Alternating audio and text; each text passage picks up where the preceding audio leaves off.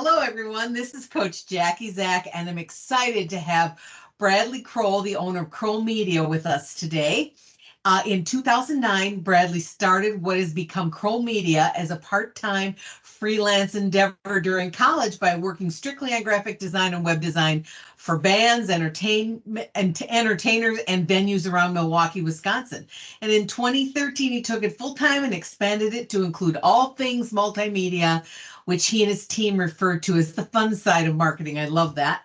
Yep. Or the construction work of marketing.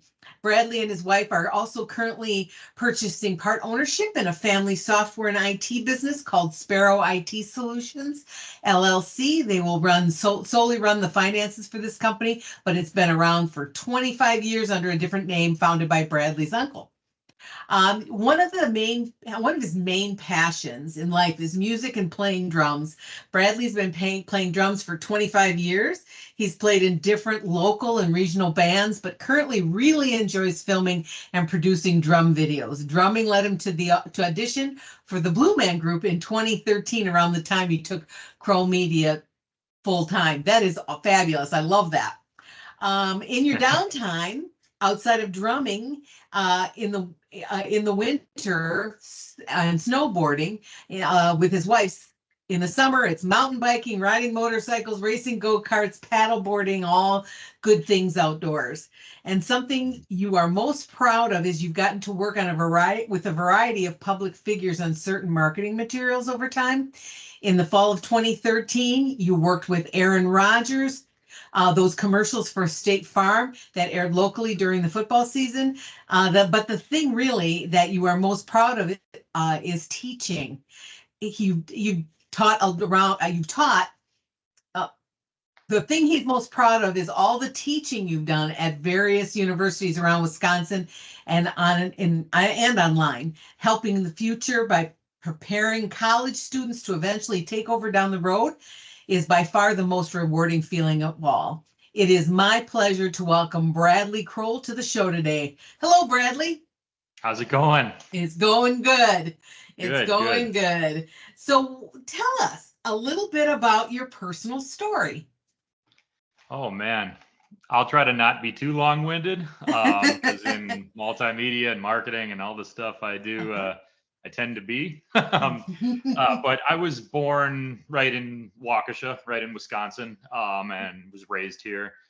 Had never really bounced around outside of Wisconsin. My wife and I had talked about it, but given the fact that we own a business here, and I know it's virtual and a lot of stuff is virtual nowadays, we still ended up building roots here, and currently still do live in Waukesha.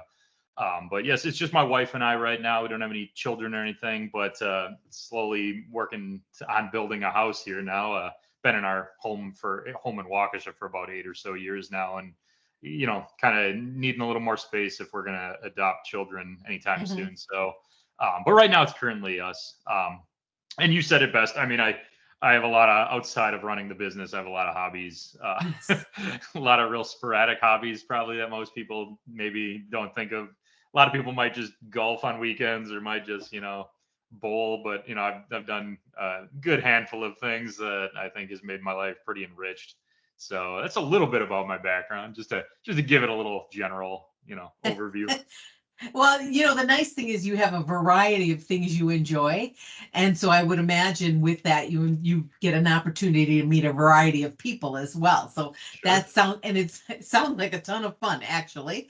So, you know, what's a funny story that your family tells about you that you are willing to share?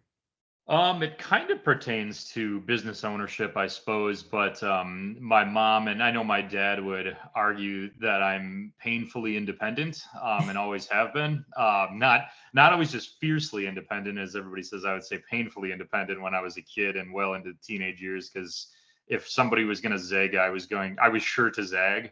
Um, but Right? there's two stories that I know that they would find cute that I shared. The first one had more to do with my, I guess, ability to run the show, if you will. I Mm-hmm. had come home from kindergarten, and it had to be winter time in Wisconsin because I was on my way to my bedroom and shedding all my winter gear. And Sure. my dad had kind of hollered like, hey, Brad, you want to come and pick up your stuff? And I came out of my room and said, Dad, you are so lazy. And I picked up his stuff. Oh, Picked up his wow. stuff. So he laughed at that more than he punished me about that. Sure. But that aside, I just had kind of a string of independence, I guess, when I was a young kid and well into my teens, probably much to their dismay, as I say, painfully independent. But I think that kind of led to a lot of self-realization that I was probably not going to be cut out to work in the corporate world, or I wasn't going to last very long in it, I guess, if you will. So maybe it was worrisome to them, but I think in hindsight they find it funny that that I was looking more towards running the show than being a part of the show, For if you will. sure. So tell us a story about how your business came about, and at what point did you have the confidence that you could run your own business? It sounds like you started gaining some of that confidence as a youngster, but Yeah. more specifically, what made you decide not what made you decide to start your own business, and where did the confidence come from? It was, I would say, like a small part really only has to do with the fact that I enjoy what I do, and also, the fact that I wanted to do it for myself. Mhm. Large part of it was just some kind of weird unspoken thing that I discovered during those early days of that I was talking about during college, where I, Mhm. had kind of started as a side business or freelance, if you will, in just graphic design. The reason I even started with that was because I had a part-time job during college prior to it, at a bank, at a local bank, Mhm. the bank I bank at. And I was working in the drive-through. So a lot of times, just for the 3 hours a day I would work there, all the customers that came through were business owners. And I would kind of just do their deposits and withdrawals or whatever they were doing, or cashier's checks or whatever they had, real like kind of entry level teller work. Mhm. And it kind of seemed cool to me that, wow, this guy, like, I don't know, let's say owns a motorcycle customization shop, and he's coming through every other day with, oh, here's my, deposits for the day from customers. It just seemed interesting that this guy's doing whatever the heck he wants with his life. You know what I mean? And it's not constrained to I need to do this because society told me that I need to have this job and this thing and this, that. Mhm. He was kind of speaking to my spirit in the way, the rebellious independent spirit of, I guess, in a way of, sometimes you got to make your life into what it is, and you're allowed to Mhm. do that. No one's really there saying you can't, or I mean, they might say you can't, but they're not disallowing you from that. And these people that I were helping, maybe not just that one individual I'm thinking of, but a handful of others, even ones that owned a restaurant or what, it was like they just willed this into existence and it was working. And Mhm. that fascinated me enough to, I would say it's twofold, give me that confidence. It wasn't maybe a necessarily one instance, but it gave me the confidence that, I don't really need, to go by the status quo, even in your job. And every time I thought about that, every time I helped them in the drive through, it like kind of ate away at me a little bit more every day of like, well, why am I waiting? Like, why, like, what's the point of waiting? Life every day just goes by again and again. It's like, so even though I was 19 when it all started, I was like, even that was like getting a little too old for me, where I was like, I can't just keep waiting to do it. So all the fears to me and all the uncertainties that you might feel in owning a business kind of aren't really as stressful experiencing them as other people probably feel thinking about them, because Mhm. the greater overarching thing is, well, I know what I didn't want. So like all the work that goes into maintaining what I do want isn't really that stressful to me.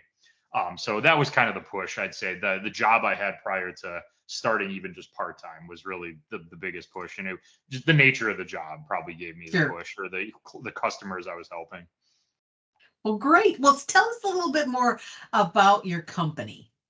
Yeah, so we're a little bigger now. We're, it's small business nevertheless, but it went from just being me and just being freelance and all that sort of thing to working with freelancers, part-timers, and even interns at, as you'd mentioned earlier, the colleges I've taught at. um, Mhm.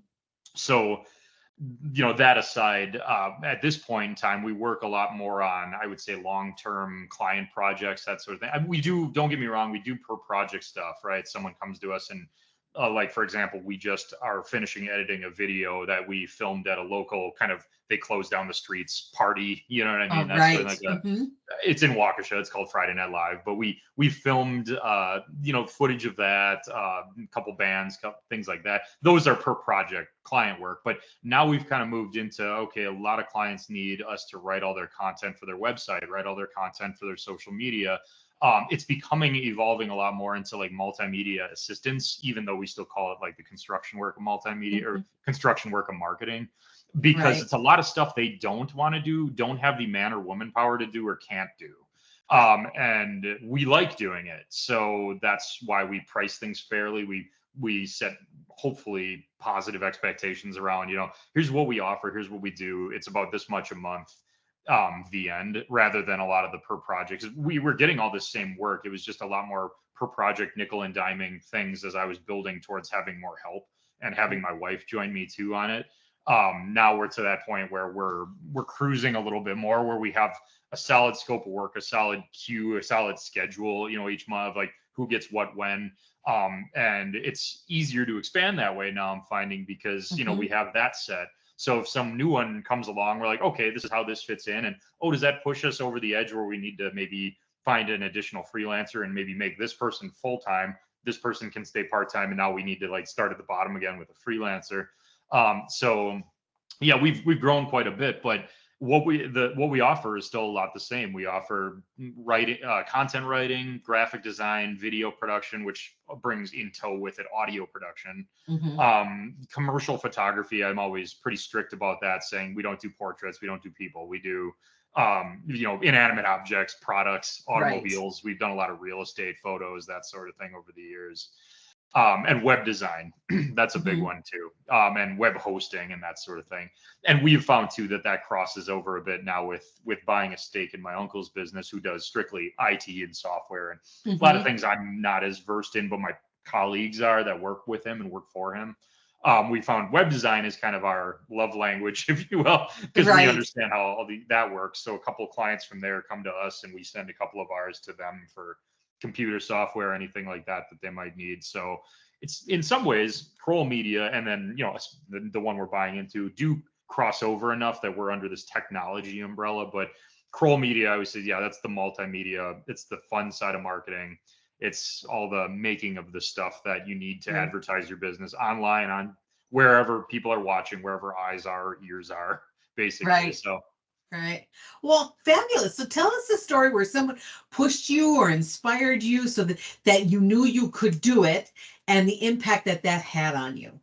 Oh man. That's kind of a big question, isn't it? So yeah, that's interesting. And it's not always, what's weird about that is it's not always the most positive either, unfortunately. So I was really close to full-time with my business the year prior, I would say, to it going full-time in 2013.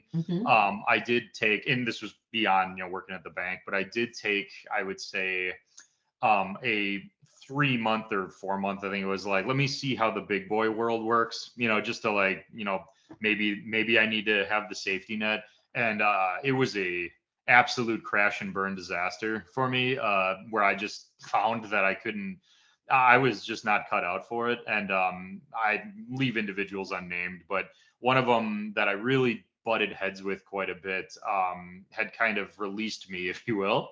And I had enough clients at that point that I was kind of almost working full-time at night and then working full-time at this place. And he had kind of said, you're very obstinate, and you're very this, and you're very that. And it pushed me to realize, well, I need, I maybe for 5 minutes I had a pity party, like maybe I don't fit in anywhere.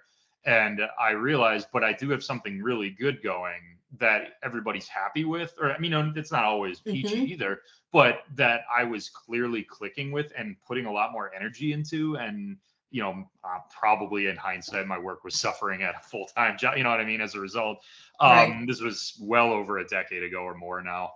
But I had realized, but that negative kind of pushes me to, but you always got to see the forest from the trees and kind of know that, well, okay, it's not always going to be rosy. And now in hindsight, I look at that like, well, but when I have maybe a more difficult project to work on, or, a client that's going to be hard to satisfy, I kind of connected and remember that moment where, I was like, okay, well, I'm being told I'm not great at whatever, I'm being told we're not fulfilling anything, or I'm not fulfilling anything, or whatever.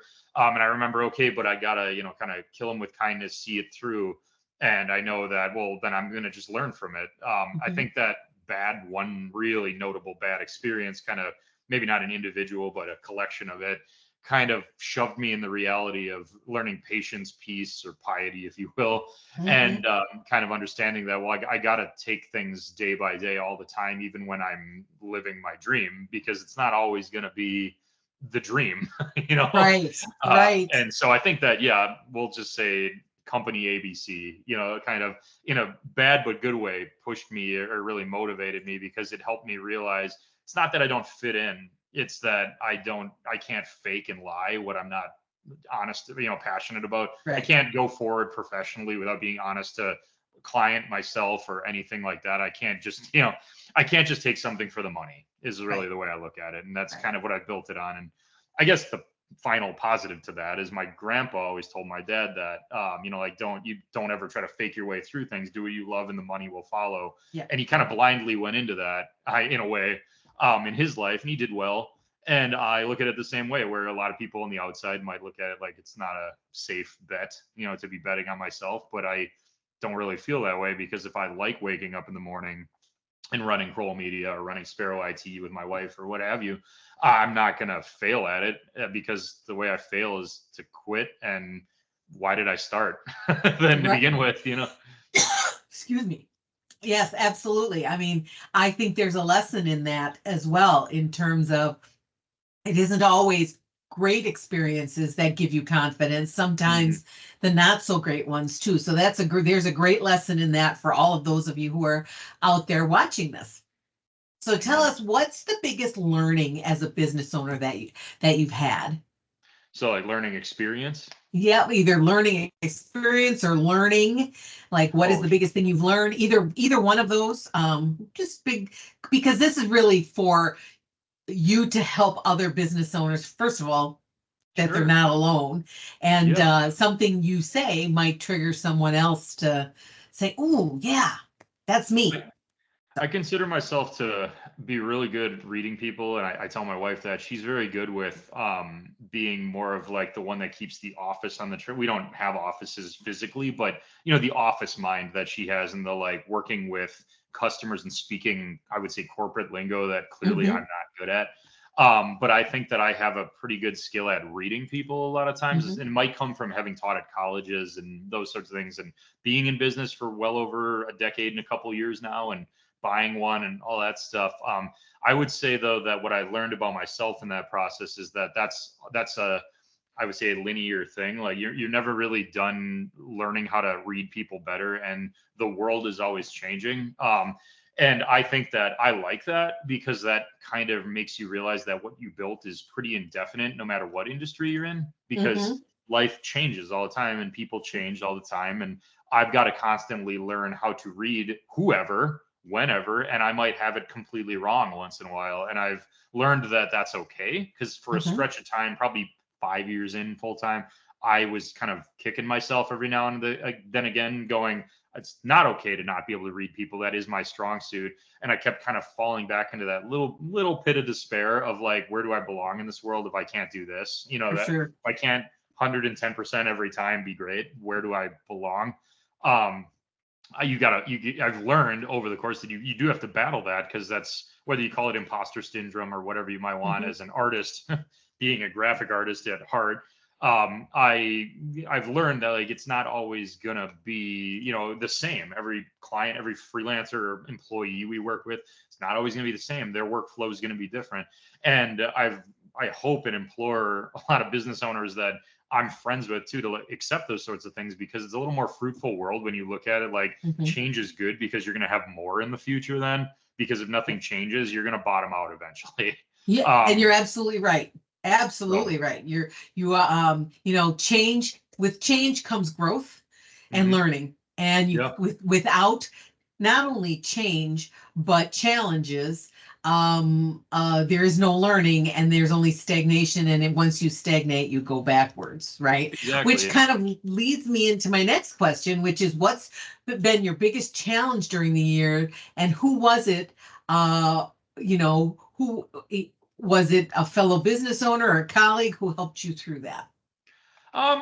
There's a good portion of clients that became friends, I guess, along the Mm-hmm. way as well, that we still work with to this day that have helped me through the odds and ends challenges. But my biggest cheerleader, who's now my business partner, is definitely my wife, because she quite largely, other than maybe my dad here and there way back when I was 19 and doing it part time and stuff, she really never she verbalized it to me in a way, I would say, that gave me confidence through challenges. I'll start there actually, because Yep. she always looked at it like like it's a good thing that I feel like there's nothing else I should do in this world other than own businesses and things like Mm-hmm. that. She never Mm-hmm. said like, well, maybe you're not cut out for this. It was never a, well, either do this or quit, or that like whelp attitude. You know what I mean? Like, well, it's Right. over. That she doesn't really think of quitting on anything, and in the same way I don't.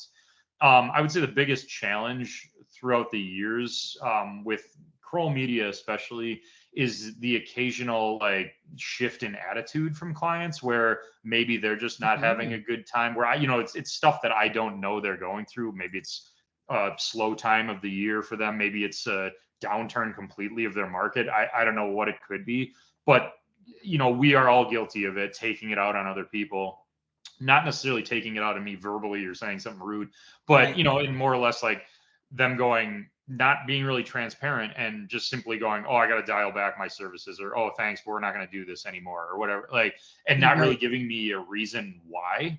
And that eats somebody like me alive sometimes, where I'm like, well, I want to know because I want to improve, but I also want to fix the relationship if in the event, because we always, if somebody doesn't need something going forward, like long term or month to month, we always Mm-hmm. remind them, well, don't forget, if you do whatever you're going to do for this XYZ service, we do A, B, C, D, E, F, G, H, I, whatever. And so if you need some assistance, it might not be monthly, but like we'll always be here if you need us to pop in and fix something or do this or do that, Mm-hmm. because we're always open. But yeah, my wife keeps me on the tracks when something changes, someone dials back their budget, or when, the positive side, when we get too much work, that's sometimes a challenge too, because up until maybe 2 or 3 years ago, we didn't have anyone helping. It was me and her. So now that we have help, I'm learning a lot about how to, assign specific projects to who's got the strongest skills in this and that and the other thing. So the converse side, when we have too much coming in, and it's a good thing to be busy, she keeps me on the tracks too of, well, why don't you trust Right. individual A with this, and why don't, I know she's working on that, but why don't you move that over here? Her project management skills from her past career has really come to help me through those challenges. So yeah, she's the biggest help. I don't really think it would be where it's at now without her, even whether or That's not she's been working on everything hands on as much as I have or right. not. It wouldn't have. I would have probably been just kind of in neutral and stayed like only enough to make money for myself and called it good, that Right. sort of thing. So Excellent. And what you were saying about clients coming and going, leaving, and then you have too much work, and then so that can be an emotional roller coaster. And I'm sure that those people watching will be glad to hear it's not just them, oh right? yeah, Because I think everybody goes through that. it's everyone.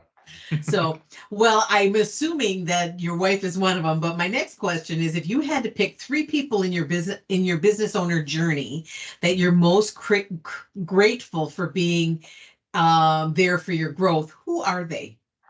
So wife number one. Number two is a collection of people. It would be every client, good or bad, we had. And while before everyone kind of thinks that is to be a cliche answer of, oh, thank you, everyone, like the Oscars or something like that.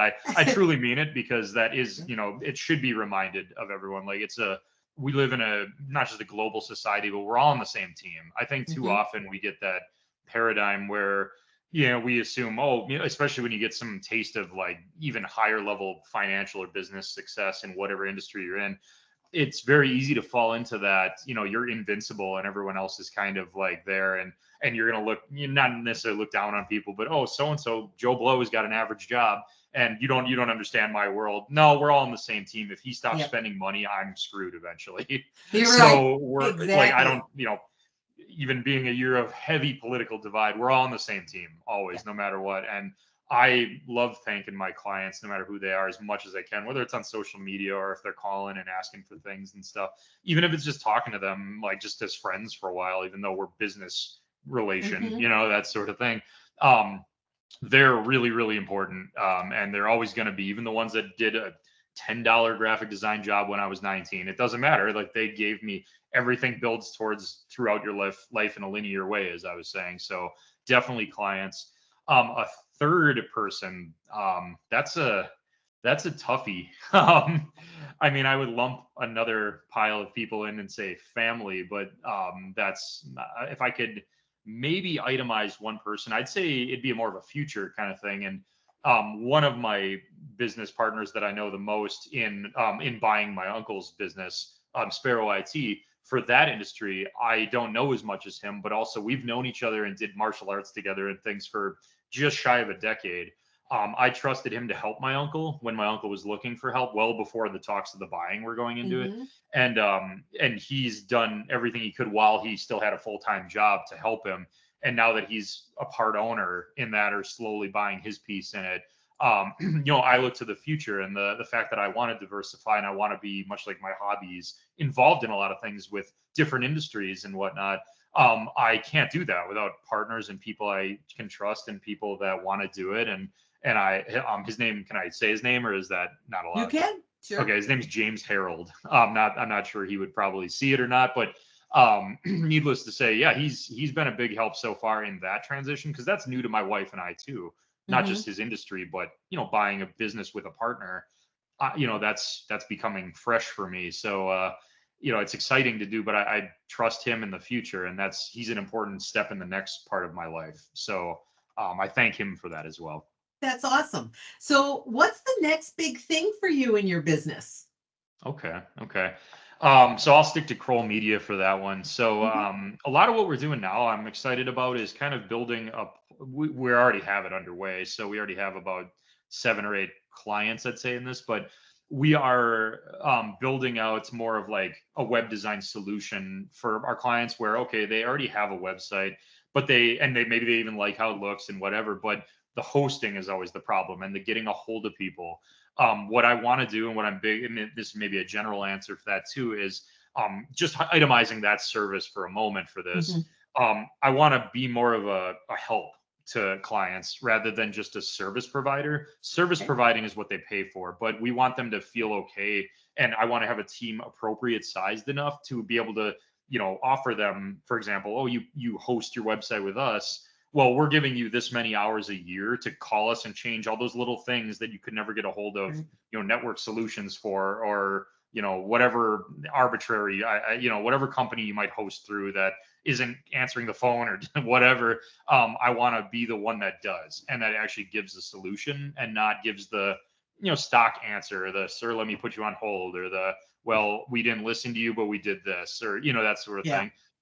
And that is a challenge because of the subjectivity of humankind and human nature. You can't always predict that everyone's going to have the same problem and that there's going to be a perfect, box purchased solution for everything, because it's not. I can tell you that from human development research. But I'm excited to offer certain services like that where we become more of a help.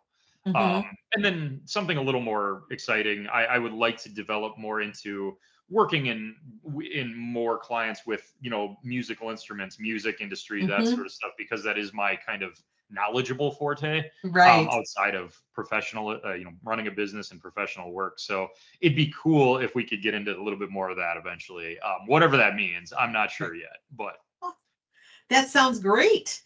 So, what advice would you have for business owners who are trying to do it all by themselves? don't. Well, I shouldn't say that. Don't have that as your plan for your life. I know a lot of people, what used to scare me when I was first going into it was, and this is more of a scare in terms of realizing your mortality. It was, hey, one of college I had or professor I had in college was, hey, you always have to have the exit strategy too. When is it time to quit? Cash in your chips and be done with whatever, a business or multiple, or you're retiring or whatever. We all know that day comes, Mhm. and it comes way too darn fast. Yep. So just always kind of like whatever you think is right, and act on it now. So even though you have to probably start alone at first, especially if it's something virtual, something like you're going into, IT or whatever, like that sort of thing, maybe, Yep. or web design, or, the things like I do, or if you're opening up a donut shop or a bike repair store or something like that. Yeah, you probably will have to do the long hours and do it by yourself, but always set the goal first to not do it on your own after a while, because the point is to help other people, and give, like for my wife and I, it's like we want to own these businesses. We like what we do, but the goal ultimately for me always is that I like giving people chances to do stuff they love. And Mhm. if that means, buying a go-kart track one day and giving people who are gearheads the ability to run a go-kart track, or, a bike store because mountain bikers or BMX bikers want to do that, or what have Sure. you. My thought is to be able to actually give people the chance to do that and pay them fairly and things like that. And I know that's a tough thing because it's supply and demand, but for someone who's looking to go in it all on their own, start with that, but don't let that cement in your head like you're never going to find someone to be you 2.0, because you won't, but you need a version of you to cover and expand and to be able to do more and do good things in the world. Mhm. Because if you don't, you only cover about this much of the 8 billion and growing people that are on this planet. So Right. um, start that way, but then long term, don't do it by Right. Well, yourself. and it's at some point, if you are all by yourself, you're really capping your impact on the world and capping everything that you can do, right? Yeah, absolutely. Because we only have the same amount of time every day, right? Yep, So, exactly. Bradley, it sounds so like you have been so blessed with some incredible people who've helped you on your journey. What would you like to say to them? Just anybody that's affiliated with Kroll Media, whether it's friends, family, clients, whatever, I just give you one of these graphics, Love right? Yeah. But no, thank you. Honestly, from the bottom of my heart, I appreciate, and I really want to thank them for trusting us. That's a big thing. When you trust somebody, I get it with multimedia or with Sparrow IT, with IT solutions and whatnot, especially that, and some of the clients we work with in that world. I appreciate the trust, but that, anybody in any business, it's, you think about running a restaurant, it's like I'm trusting you with my health and my nourishment and what, like those sorts of Mhm. things. So I know it might just be multimedia to some, but thank you for trusting us with it, because a lot of people have a hard time letting go of the reins of their brand or their TV commercial or whatever it might be. Mhm. And any capacity you let go of the reins, I always appreciate it, and thank everybody for that. Well, Bradley, it's been a pleasure to speak with you today, and thank you so much for being on the show. Thank you.